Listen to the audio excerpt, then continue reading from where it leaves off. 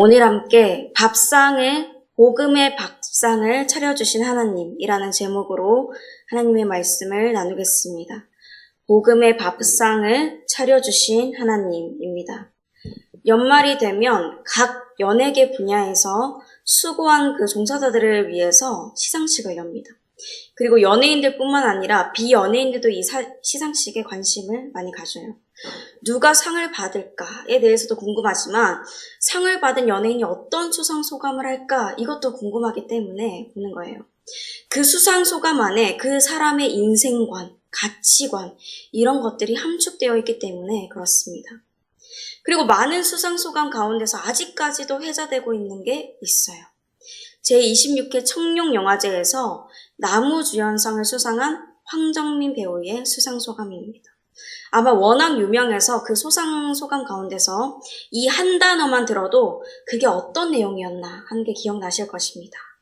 밥상입니다. 숟가락으로 기억하시는 분들도 있는데 밥상입니다. 소감의 첫 부분부터 밥상 부분까지만 보면 이렇습니다. 감사합니다. 저한테도 이런 좋은 상이 오는군요. 우선 매번 마음속으로 감사드리고 밖으로 표현 못했는데 하나님께 제일 먼저 감사드립니다. 솔직히 저는 항상 사람들한테 그래요. 일개 배우 나부랭이라고. 왜냐하면 60여 명 정도 되는 스태프들과 배우들이 멋진 밥상을 이렇게 차려놔요. 그럼 저는 맛있게 먹기만 하면 되거든요. 근데 스포트라이트는 제가 다 받아요. 그게 너무 죄송스러워요. 그러니까 분명히 자신도 이 영화를 찍기 위해서 열심히 노력하고 수고했지만 이 모든 일을 하도록 허락해 주신 하나님께 제일 먼저 영광을 돌리고 또 함께 수고한 동료들을 세워준 것입니다. 이 황정민 배우뿐만 아니라 하나님은 우리 한 명 한 명을 세상 가운데 내가 있기를 원하시는 곳으로 보내십니다. 그리고 복음이라는 밥상을 차려주시고 이 생명의 양식을 우리도 먹고 많은 사람들에게 나눠주라고 하세요. 그러면 하나님께서 이 복음의 밥상을 어떻게 준비해 주시고 또 우리를 통해서 어떻게 일하시는지 말씀을 통해서 함께 알아보겠습니다.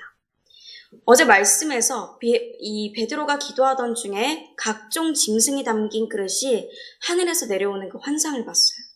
그것을 잡아먹으라는 말씀에 베드로가 율법에서 먹기를 금지한 그 부정한 짐승들이 그 안에 가득 있었기 때문에 먹기를 거절했습니다. 하지만 하나님께서 깨끗하게 하신 것을 내가 속되다 하지 말라 그런 소리가 들렸죠. 그 후에 그릇은 하늘로 다시 올라갔습니다. 그리고 오늘 본문 말씀에서 베드로는 이 환상이 도대체 뭘 얘기하는 건지 모르겠는 거예요. 궁금했어요. 이상했습니다. 뜻을 예측할 수 없는 환상을 보았으니까 너무 이해가 안 되는 거예요. 그런데 그때 마침 고넬료가 보낸 사람들이 찾아왔습니다. 방금 환상을 봐서 궁금하다 하던 중에 사람들이 오니까 이 베드로가 이 사람들이랑 환상이랑 무슨 연관이 있나? 이렇게 생각하고 있었어요. 근데 그래도 모르겠는 거예요. 갑자기 모르는 사람들이 그것도 로마 말투로 이렇게 얘기하는 걸 보니까 로마 사람들이에요. 근데 그 사람들이 베드로가 여기 있냐고 하는데 문을 열어줘야 될지 말아야 될지 아까 본 환상이랑 이 사람들이 관련이 있는지 없는지 이래야 되는지 저래야 되는지 아주 모르겠는 거죠. 머리가 막 복잡한 거예요. 그런데 그때 성령님께서 베드로에게 말씀하십니다. 두 사람이 너를 찾으니 일어나 내려가 의심하지 말고 함께 가라. 내가 그들을 보내었느니라 하시니. 아멘.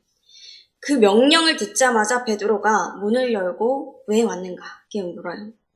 그러니까 그 사람들이 고넬료가 의인이고 하나님을 경외하는 사람이라고 소개한 다음에 이 고넬료가 천사의 지시를 따라서 베드로를 자신의 집에 초청해 하나님의 말씀을 들으려고 한다라고 합니다. 사실 베드로가 환상을 보기 전에 이미 고넬료가 먼저 환상을 봤죠. 복음을 위해서 선택받은 아름다운 가정, 그 가정의 가장인 고넬료가 기도하고 있을 때 천사가 환상 중에 나타나서 베드로를 청하라, 집에 초청해라 라고 했습니다. 고넬료가 그 하나님께서 보여주신 환상에 순종해서 자신의 하인들과 부하들을 이제 보낸 거예요. 하나님은 그 어떤 일을 하실 때도 아무 계획 없이 일하시지 않습니다. 아무런 준비 없이 우리에게 가라 이렇게 명령하시는 분이 아니에요. 하나님은 모든 상황과 때를 아주 절묘하고 완벽하게 세팅해 놓으시고 명령하시는 것입니다. 나를 보내실 그 대상, 내가 가서 만나야 할 그 대상을 미리 만지시는 거죠. 다메섹에 사는 아나니아가 사울에게 가기 전에도 하나님께서는 사울에게 먼저 아나니아가 올 환상을 보여주셨습니다. 그리고 그 말씀에 순종해서 아나니아가 갔을 때 하나님은 아나니아에게 사울이 변화되고 또 그로부터 또 복음이 퍼져나가는 놀라운 성령님의 역사, 복음의 역사를 보여주셨죠. 우리에게도 하나님은요, 허무맹랑한 어떤 것을 요구하지 않으세요. 아무것도 준비해 놓지 않으시고 그냥 가라 이렇게 하지 않으십니다. 하나님의 뜻과 계획이 온전히 이루어질 그곳에 하나님은 우리를 보내십니다. 그 결과는 아나니아가 사울을 만났을 때, 또 베드로가 고넬료를 만났을 때처럼 바로 눈에 보이진 않을 수 있지만, 생각보다 더 오래 걸릴 수 있지만, 하지만 분명한 것은 하나님께서 나를 보내신 그곳에 하나님이 마음을 만지고 계시는 분이 반드시 있다는 거예요. 그리고 그가 완강해서 시간이 걸리더라도 결국에는 순종해서 그 자리에서, 우리가 간 자리에서 그 사람이 변화되고 내가 있는 그 현장이 변화된다는 것입니다. 왜냐하면은 내가 잘나서 충성과 열심을 다하여서 하나님 그래서가 아니라 하나님께서 그렇게 하시기로 작정하시고 준비해 두셨기 때문입니다. 오늘의 첫 번째 주제입니다. 하나님은 일을 이루시기로 작정하시고 준비해 두셨습니다. 하나님은 일을 이루시기로 작정하시고 준비해 두셨습니다. 복음의 일, 생명을 살리는 일, 하나님 나라를 이루시는 일, 이것을 하기 위해서 하나님은 모든 것을 철두철미하게 준비하시고 결국엔 이루시는 거예요. 그러면 하나님께서는 이렇게 준비하시고 일하여 주신데 왜 우리는 선뜻 또 나가지 못할까요? 아마 여러 이유가 떠올리실 것입니다. 하나님이 보내시는 사람에 대한 선입견이나 오해가 있어서, 아니면 내가 처음 겪는 상황이어서 여러 가지 이유가 있겠죠. 하지만 근본적인 원인은 이것입니다. 오늘 본문 20절 우리가 읽었던 말씀입니다. 일어나 내려가 의심하지 말고 함께 가라. 내가 그들을 보내었느니라 하시니. 의심하기 때문이에요. 의심.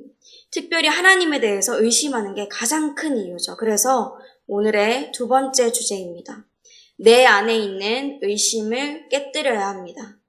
내 안에 있는 의심을 깨뜨려야 합니다. 베드로는 마음에 의심이 잠깐 생겼지만 성령님께서 말씀하셨을 때 오히려 하나님께서 하시는 일에 대한 이 확신이 생겼고 주저없이 문을 열어 그들을 맞이할 수 있었습니다. 그러나 내 생각 안에 갇혀서 의심을 깨뜨리지 못하며 하나님이 열어주신 길로 나아가지 못하고 이 생명의 양식인 복음을 그 누구에게도 전할 수가 없겠죠. 그러면 어떻게 의심하지 않을 수 있을까요? 사실 베드로도 처음부터 이런 믿음이 있었던 것은 아닙니다. 예수님께서 풍랑이 심한 바다 위로 제자들에게 걸어오실 때 그는 배에서 내려서 예수님께로 갔습니다. 그런데 바람을 보고 무서워져서 점점 바닷물에 빠져들게 되는 거예요. 그때 예수님께서 베드로에게 말씀하셨습니다. 예수께서 즉시 손을 내밀어 그를 붙잡으시며 이르시되 믿음이 작은 자여 왜 의심하였느냐 하시고. 그런데 베드로는 예수님을 3번 부인했던 사건, 그렇지만 그런 그를 부활하신 예수님께서 또 용서해 주시고 예수님의 양을 맡겨주신 이런 일을 다 겪으면서 그의 믿음이 성장했어요. 잠깐의 인간적인 의심이 생기다가도 하나님의 말씀을 들으면 그래 하나님이 준비하셨지 하면서 그 즉시 순종하는 것입니다. 의심하는 베드로를 용서해 주신 이 주님은 베드로뿐만 아니라 우리 모든 사람들을 다 믿어주시고 용서해 주셨습니다. 하나님 아버지는 우리가 믿을 만한 존재가 아니고 언제든 다른 곳으로 눈 돌리고 향해 갈 수 있는 그런 배신할 존재, 또 하나님께서 배신당할 수 있다는 것을 아시면서도 끝까지 믿어주셔서 하나뿐인 아들 예수 그리스도를 우리에게 보내주셨습니다. 예수 그리스도께서는 우리가 우리 욕심을 따라서 뿔뿔이 흩어질 수 있다는 것을 아시지만 우리의 죄를 완전히 소멸하시기 위해서 십자가에 못 박혀 죽으셨습니다. 그리고 부활하셔서 죄와 사망을 이기셨어요. 또 우리 하나님의 영이시며 예수 그리스도의 영이신 성령님은 우리가 하나님의 말씀을 들으면서도 때로는 귀를 막을 것을 아시면서도 내 안에 늘 내주하여 계신 분이시고 늘 내 양심과 영혼에 진리의 말씀을 외쳐주십니다. 우리가 듣든지 안 듣든지. 그 은혜와 사랑으로 우리를 끝까지 믿어주시는 주님을 나도 의심하지 않고 믿는 거예요. 내 안에 작은 의심이라도 생기면 성령님의 도움을 구해서 깨뜨리는 것입니다. 하나님을 의심하는 사람, 복음을 의심하는 사람을 통해서는 복음이 전해질 수 없습니다. 의심을 깨뜨려야 때로는 주춤하더라도 동력을 얻어서 다시 나아갈 수 있는 거예요. 성령님의 말씀으로 의심을 깨뜨리고 나아간 베드로는 이제 가이사랴에 있는 그 고넬료의 집으로 갑니다. 그곳에 가니까 고넬료가 베드로를 맞이해요. 그런데 베드로의 발 앞에 엎드려서 절합니다. 우리가 말씀을 들어서 알고 있듯이 고넬료는 로마 군대의 백부장이에요. 그리고 베드로는 그 로마의 식민지로 있는 유대인이죠. 그러니까 이 그림이 너무 이상합니다. 베드로가 절을 해야 될 것 같은데 고넬료가 오히려 그 높은 사람이 절을 하고 있는 거예요. 게다가 지금 그 장소에 고넬료의 친척, 가까운 친구들이 다 모여 있습니다. 그런데 전혀 개의치 않고 바로 절을 했습니다. 이 장면을 본 베드로의 반응도 일반적이지는 않아요. 고넬료를 일으켜 세우면서 일어서라, 나도 사람이다 라고 하는 거예요. 베드로는 충분히 그 시간을 누리면서 의스될 수 있었습니다. 흔치 않은 기회니까요. 고넬료의 집에 올 때요, 베드로만 온 게 아니라 23절 하반절에 보니까 욥바에서 온 어떤 형제들도 함께 왔다라고 합니다. 그러니까 그 사람들 앞에서 또 고넬료의 가족들 앞에서 봤지, 나 이런 사람이야. 나 이렇게 높은 사람이 나한테 절하는 사람이야. 뭐 이렇게 할 수 있거든요. 근데 베드로는 그런 상황을 즐기지 않습니다. 왜 그런지 베드로의 말을 보면 알 수 있어요. 본문 28절, 29절 말씀입니다. 이르되 유대인으로서 이방인과 교제하며 가까이 하는 것이 위법인 줄은 너희도 알거니와 하나님께서 내게 지시하사 아무도 속되다 하거나 깨끗하지 않다 하지 말라 하시기로 부름을 사용하지 아니하고 왔노라. 묻노니 무슨 일로 나를 불렀느냐. 이 유대인인 베드로가 이방인들과 이렇게 같이 있는 게 율법적으로 볼 때 위법이지만 하나님께서 허락하셨고 하나님이 부르셨기 때문에 이 자리에 있다는 거예요.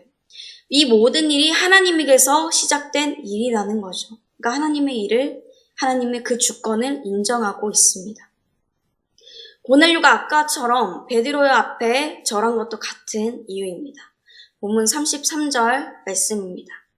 내가 곧 당신에게 사람을 보냈는데 오셨으니 잘하였나이다. 이제 우리는 주께서 당신에게 명하신 모든 것을 듣고자 하여 다 하나님 앞에 있나이다. 아멘.